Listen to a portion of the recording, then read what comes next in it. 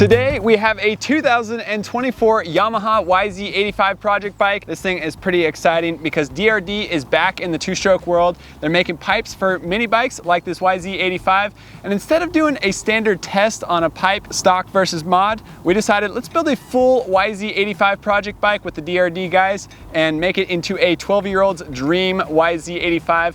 For me growing up, I always loved the look of a white seat, white rear fender, and we said let's do it all out on this YZ85 project build. So what does it take to make a clean, simple, but exciting build? Well, starting off from the top, we got a Guts Racing white seat cover with some blue pinstripes through the top, a Cherby's plastics. On the back, we have white side number panels and a white rear fender. Throughout, Roost MX did the graphics, tying it all together, making it look sweet. We also have Ride Engineering's bar mounts up here, a little bit taller, a little bit stronger. Pro taper grips. We got the stock Yamaha handlebars, DR.D pipe, DR.D silencer, also Moto Tassinari V-Force 4R reeds. In there, we got some aftermarket jetting. Works Connection did the Pro Launch starting device. We got Dunlop MX34 tires. Psychic, they did the clutch plates inside this GYTR clutch cover. Also got some cool titanium bolts littered throughout. The Hilo Concepts, they gave us the custom ignition cover with the MXA logo engraved into there. Other than that, this thing's a clean, simple build that we're excited to rip on the track.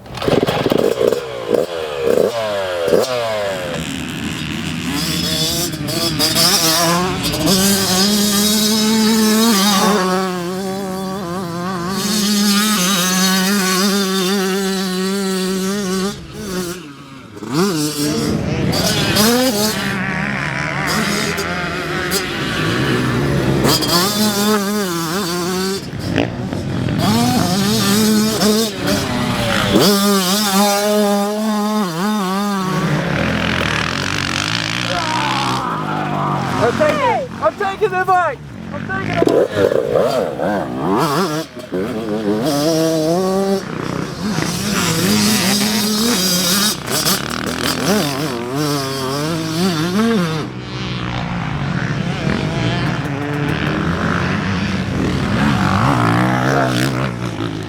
This is an explanation of what happened to me at the Two-Stroke National, and it happens whenever I ride like small bikes. You lean into a rut with some moisture on it, and you jam a bunch of dirt up in the countershaft sprocket, and that's how you get stuck. So it's not broken, you just gotta rock it back and forth to get the dirt out. But that's what happened to me at the Two-Stroke National. I don't know why I don't learn.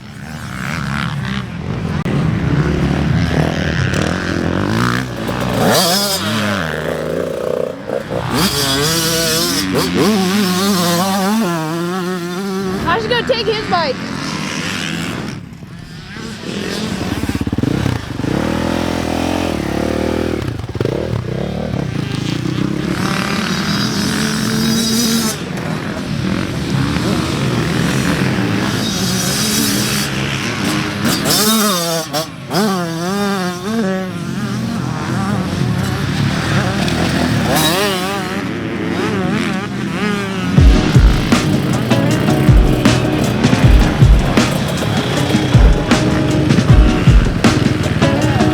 So what does it mean to have a clean and simple build? Well, it means to not stray too far from the stock platform. The 2024 YZ85 platform is a great place to start for a young rider to have some fun on. This is actually Caleb Tatanko's bike, and he let us ride it today. We're thankful for him letting us break in his fresh new mod bike. 2019, that's when the Yamaha YZ85 got a new engine. They got an updated engine in 2019. Then 2022, that bike came with a beefier, stronger frame, also a new swing arm, new subframe, new intake to match the modern day YZ125 and YZ250 two-strokes where the air is flowing in through the back here. Also, the seat comes off with a single 8mm bolt at the rear end, matching the YZ125 and 250 two-strokes. Also, axles have been made bigger and stronger front and rear on this bike. So 2022 was a good year for the YZ85, and now we're making it even better with this DR.D pipe and silencer. Fun times riding in today. We had our new test rider, Bodie Bushnell, having some fun on it today.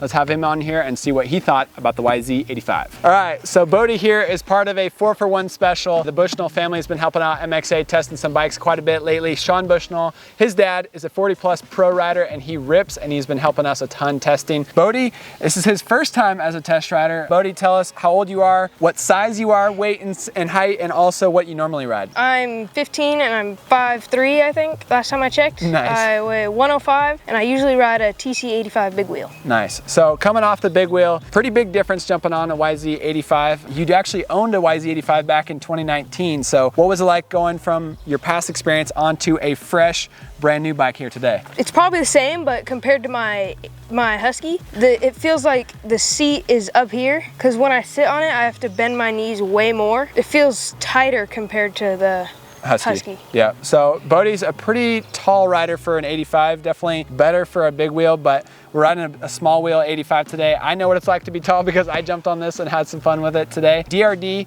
is now making 2-stroke pipes, and it's pretty cool to see what they got going on. DR.D is known for their 4-stroke exhaust. Doug Dubach, a pioneer in the 4-stroke world and a pioneer in the exhaust world as well. And it's awesome to see now them growing into the 2-stroke realm. Caleb Tatanko, his dad Jahan has bought DR.D and now hired Doug Dubach as their CPO, Chief Product Officer. And so every pipe and silencer and every header and muffler that goes through DR.D still is tested, built, and approved by Doug Dubach before it hits assembly line and before it gets sold. So that's right, I'm an adult, I rode the YZ85 today, but also Doug Dubach, he rode the YZ85 and helped develop this pipe. So Caleb, Bodie, and myself, we all went back to back with the stock pipe and the DR.D pipe and silencer today. What was your thoughts when you jumped on it after riding with the stock pipe and then throwing on the DR.D? After riding with the stock pipe, putting this one on, it had a lot of bottom end. It felt more barky, a little bit easier to clutch, but you had to clutch it a little more. 2 words you said to me, barky and beans. It had a little more beans with this bike? Yeah, it had a lot more beans. A lot more beans. Okay, so we all know what beans do to you. This thing helped out the exhaust. The DR.D pipe and silencer are pretty cool. Talking to Jahan, the 2-stroke market is new for DR.D, and it is a focus on trying to introduce DR.D pipe and silencers to young guys like Bodie to get introduced to the brand, so that once they get it to 4-strokes, they're more comfortable with it, and really just building brand awareness. It's kind of a new market for DR.D, so it's an exciting realm for them. I rode it stock and I rode it with the mod DR.D pipe and silencer on there, and I will agree, more barky, more beans, immediately noticeable, and more peppy coming out of the corners.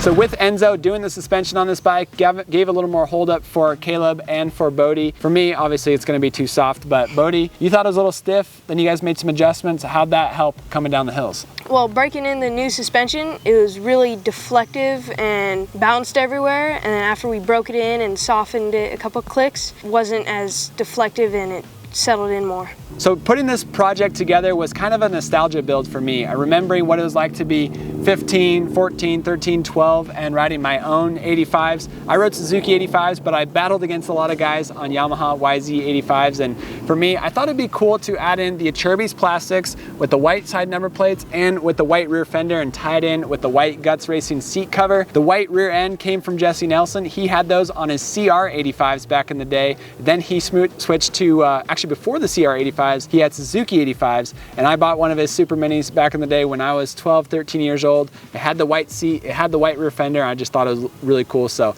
when it came time to building this one, first call was to Acerbis to get the white rear fender. Second call was to Guts to get the white seat cover. And then other than that, like we mentioned, simple, clean build.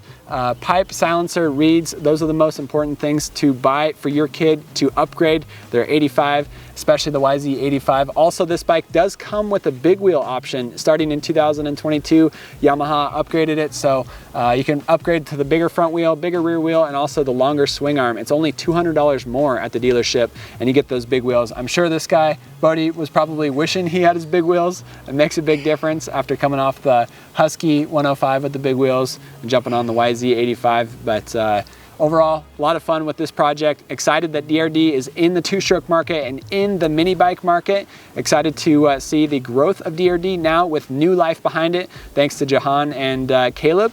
So thank you guys for watching this video. For more, DRDRacing.com, check them out. Also motocrossactionmag.com. We got more tests, bike tests, product tests, reviews, and more. Thanks for watching. We'll see you guys in the next one. And let us know in the comments how Bodie did, and we'll see if we give him a second chance on video. Small wheels make me crash.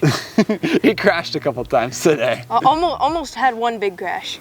You almost had a couple, honestly. Let's see it.